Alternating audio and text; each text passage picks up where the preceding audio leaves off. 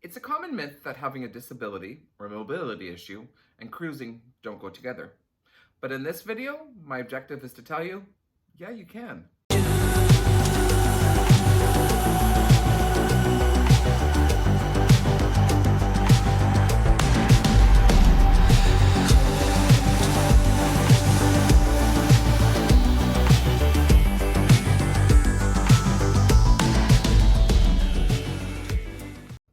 Hey guys, it's Matty from No Maps Need to Travel here.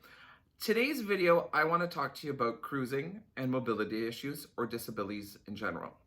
Now, I'm a firm believer that anybody who has a disability or mobility issue should have the right to travel. Hence, myself. I love to travel. I have a mobility issue, so I don't let that get me down. Now, my favorite form of traveling is cruising. The reason why is because I find it to be one of the most hassle-free vacations that's available.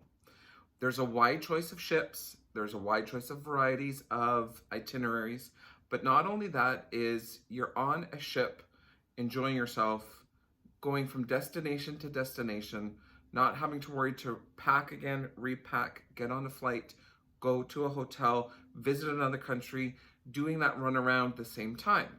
Now, don't get me wrong, I love to fly. I love to visit different other countries via not a cruise ship, but personally myself, my number one would be cruising. Many countries around the world have what they call a Disability Act, and this was designed to help the individual with a mobility issue or a disability themselves be able to travel. In the past, someone with a disability, even those with mobility problems, had limited choice in their vacations. Accessibility issues, inadequate bathroom facilities, and a lack of employee training on how to serve their needs limited people on going on vacation, but not with cruising. Cruising has actually adapted significantly towards people with mobility issues or disabilities itself. So that's why in today's video, I'm going to touch base on my tips and tricks on getting yourself ready and what you need to do to plan a cruise with mobility issues or a disability. So my first tip is planning. Now, if you're more of a spur of the moment type of a person, that's great. But here at No Maps, Scott and I, we love to plan. We love to dissect and realize what we need to do and how to get there by doing planning. So, by doing so, preparing yourself and planning will help everything run smoother. Look at your itineraries and which ports are tenders, which we will touch base next, what excursions are offered by people with a disability, and we always say plan with a travel agent. Your travel agent will assist you with all your booking needs. And not only that, is they'll have the knowledge and the education for you to have a hassle-free vacation with your disability. Now, my next tip would be look at your itineraries. Cruise ships offer thousands of itineraries. You can choose from Alaska to the Caribbean, Mexican Riviera, Australia, Bora Bora, Hawaii, Mediterranean, Europe. The possibilities are almost endless. Now, the reason why I say you need to look at your itineraries is because there's two types of ways to get to that destination that you're traveling to on a cruise ship. First is docking. So the ship will actually dock into port, ramp will go down. All you need to do is just get down that ramp and you're on your way. Versus the other way would be a tender ship. Now, cruise lines provide a tender from the ship itself over to the mainland or wherever you're visiting, but there's two types of tenders. The first one would be an actual cruise ship tender, which would be a lifeboat. On top of that is it might not be accessible for individuals like you or me or your loved ones with a mobility issue. So if you're in a power wheelchair or a mobility scooter, unfortunately, those two items can't go on a tender due to steps and other situations that the tender might have. Cruise ships also hire out third-party tender ships to help them bring passengers to and from. Now, with those third-party tenders, they're most likely to actually have a ramp to be able to provide a person with a mobility issue to get on the tender to get to that destination. Now, it might not be guaranteed. It's all based on what that third-party tender company has in their fleet. So make sure to do your research, inform yourself, and not only that, is many cruise lines actually provide a list of every tendered port that they have in their itineraries. It's actually a good thing to read and search up for your knowledge and your information if that port is a tender port or a docked port. Many cruise ships also offer manual wheelchairs to be rented out. Now, my suggestion is to contact your travel agent or have yourself contact the cruise line roughly about 90 to 120 days prior to sailing. The reason why I give you that time frame is because sometimes some ships only have a certain amount of manual wheelchairs, and you want to make sure that you're getting your manual wheelchair in enough time to be able to use it either on land or to be able to access a tender port. Now, if you have the capability to get out of your mobility aid and use a manual wheelchair, that has probably got to be the easiest way if you're using a cruise ship tender to be able to get onto land so you don't miss out on any fun. Now, my next tip is going to be research your category stateroom type. Now, there's a common misconception that you cruising with a disability can't happen because of your stateroom. And that's absolutely a lie. Every cruise line offers accessible cabins for their customers. Now, these accessible cabins are completely different than normal cabins. Well, in a certain way. The reason why I say that they're different is many times when you walk into a normal cruise cabin, there's a lip at the front door, or there's a lip or height into the bathroom, and on top of that is to get onto the balcony, you got to do a little step over. But in an accessible stateroom, it's not like that. The front door entrance usually does not have a grid underneath, so it's a flush entrance. On top of that, there's no lip or step to enter into the bathroom. All bathrooms also have lower sinks, lower vanities, there's grab bars, there's even emergency call bells or buttons that will help you just in case if you do have an unfortunate accident in your bathroom, but God willing that you don't. On top of that is if you're in a balcony or a mini suite, all you need to do is just open the balcony door and wheel yourself out and you're good to go. What I personally love about accessible rooms is that it adapts me. Now, my life around the house is significantly different. So we've adapted to certain things to make it easier for me. Cruise ship accessible rooms offer the same thing as well. There's significantly a lot more room than a normal category type on a cruise ship. So it makes you feel comfortable and not have to worry that you can't move your wheelchair around or your mobility scooter or your walker, or even you can't cane around a room. It's comfortable, and you know what? You're gonna feel like you're just at home. So each cruise line actually has an allocated amount of staterooms that are for people with a disability. Princess offers more than 350 accessible cabins throughout their entire fleet. Norwegian Cruise Lines offers approximately 340. Carnival Cruises offers 480, while Royal Caribbean offers the largest number of accessible cabins at sea at roughly 600. So each line has made it accessible for individuals with a mobility issue or any disability to enjoy cruising. So my next tip would be public area accessibility. Now you might be wondering, what is Matty talking about? I'm a firm believer to research the ship that you're about to go on. So by doing so, each cruise line actually provides a PDF version of what their deck plans will be for that corresponding ship.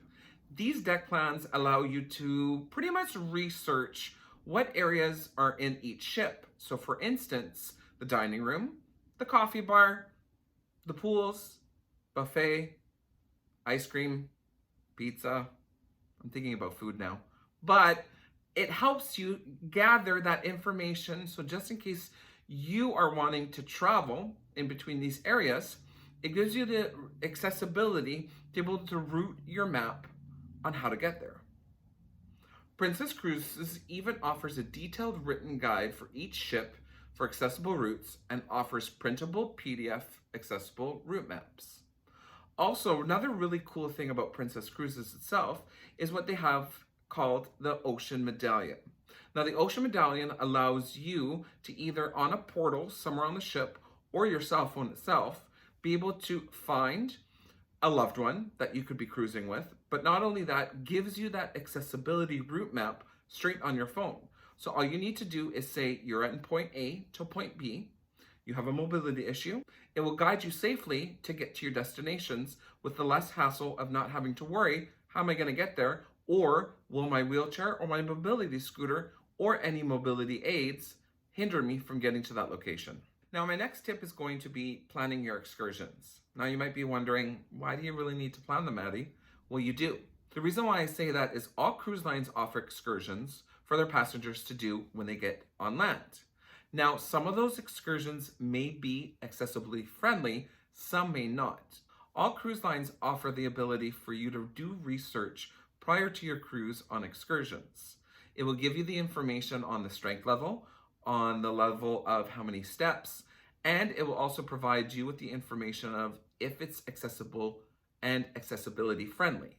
From Bering Sea Crab Fisherman Tours in Alaska with Norwegian Cruise Lines to an accessible St. Thomas Island tour with Carnival, it's all achievable.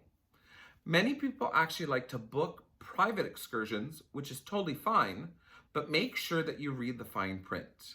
You don't want to get to your destination, go to your meeting point, find out A, the van, taxi, or bus isn't mobility friendly.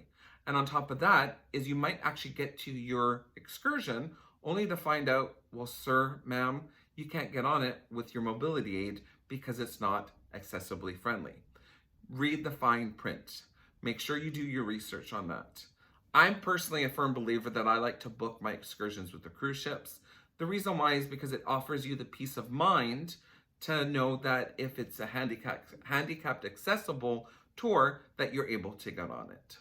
So my next tip is going to be dietary needs. Now you might be wondering, okay, there are hundreds of dietary needs that are out there and cruise ships can cater to you. So either gluten intolerance to a low calorie, to low sodium, to vegetarian, cruise lines will adapt to your needs. All you need to do is fill out a form or make a special request for your cruise personalizer with a detailed description of what your dietary needs are. Once you're on board, head over to the maitre d' or customer service and provide them with that information that you have a dietary restriction. What they will do is provide you with the menu. You can look over that menu and pick your meal for that evening. On all of our cruises, I've actually had the capability to receive the menu for the next night during that night's dinner. This would help me gauge to know what I can eat and what I can't eat. Also on top of that, it would allow the maitre d' to contact the chef to say, can you adapt this recipe for this individual? Make sure you provide the cruise line with your dietary needs. The reason why is because a lot of the times your meals will actually be created in a different part of the kitchen. You don't want to worry about cross-contamination like the cruise ship is really worried about cross-contamination. They want you to be comfortable with what you eat and not have to worry about either getting sick or having a flare.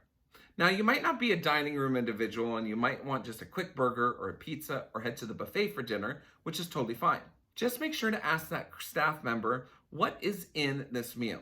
A lot of the times they will be able to provide you with what ingredients are in each item. If they can't, don't hesitate.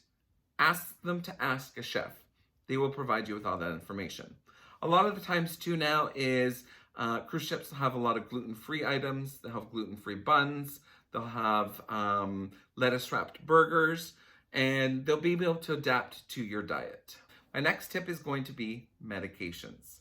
It's always important to bring any medication that you would need on a cruise ship.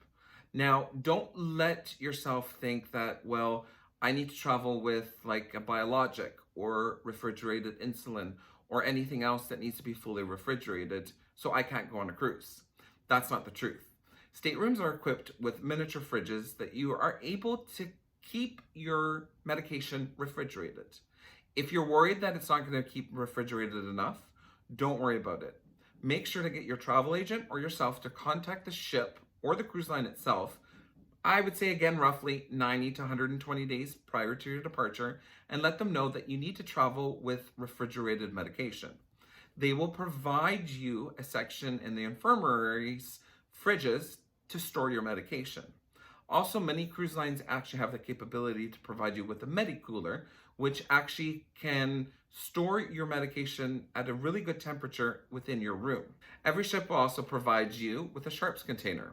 Request that either with your cruise personalizer or your room stewards. It's also smart for travelers to bring an extra 7 to 14 days worth of extra medication with them.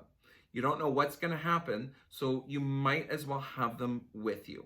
I'm also a firm believer to provide yourself with a list of all the medications that you travel with, so just in case you need to get a refill somewhere, you're actually able to provide that pharmacist with that medication information.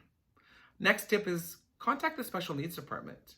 Now, not a lot of people know that each cruise line actually has their own designated special needs department, which is there to help you.